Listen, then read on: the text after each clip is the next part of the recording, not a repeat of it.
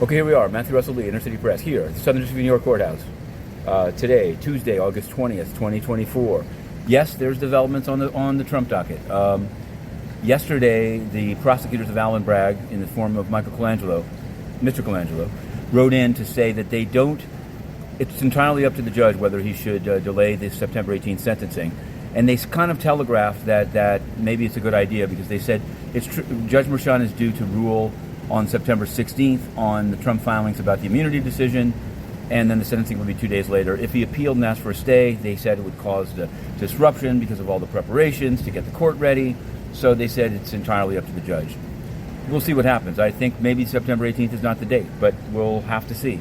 Yesterday, as predicted, George Santos did plead guilty out on Long Island to the key. Aggravated identity theft he pled to has a minimum sentence of 2 years consecutive to any other sentence. So as Breon Peace said out there, they didn't take any questions, but there were 5 speakers. He said he'll serve at least 2 years. In fact, he can't appeal any sentence of 95 months or less. So let's see what happens. That'll be in February 2025, though. On the crypto front, we have another Menendez thing, but first on the crypto front, we yesterday covered the in-person status conference of the Pereira Bueno brothers. These young brothers stole, according to the prosecutors, $25 million from the Ethereum blockchain. They dispute it, and they say they've got some complex motions coming, but their trial has been set for October 14th, 2025. Now, Menendez, we've got some background.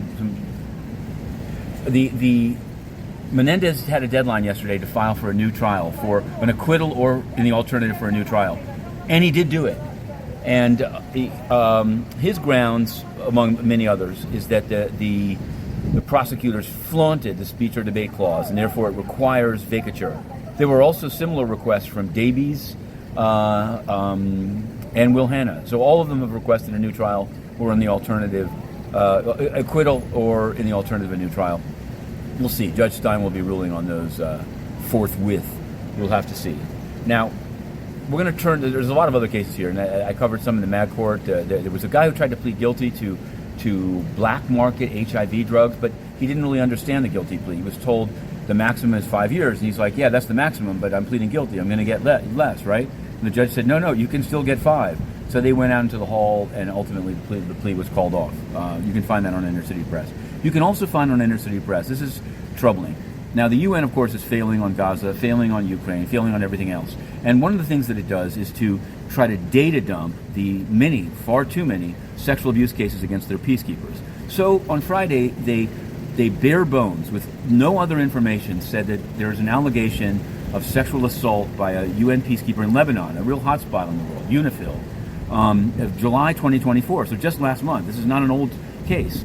So as we prepared to ask, it was released on Friday afternoon. So as we do every weekday morning, yesterday morning, prepared to send in our question to the spokesman, Stefan Dujarric, to ask, what has been done for the victim and why is there no nationality of the perpetrator?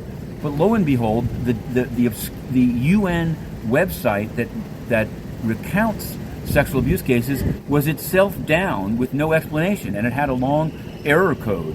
So in our question to Stefan Dujarric and to many other people at the United Nations was, what's up with you not even maintaining your public-facing database of UN rapes? And you know what? There's been no answer. That's your tax money at work. Rapists, unaccountable, censorship, failure. But we will not cease. We will continue to pursue freedom of the press, not only in the courts, but also at the United Nations. To be continued, Inner City Press.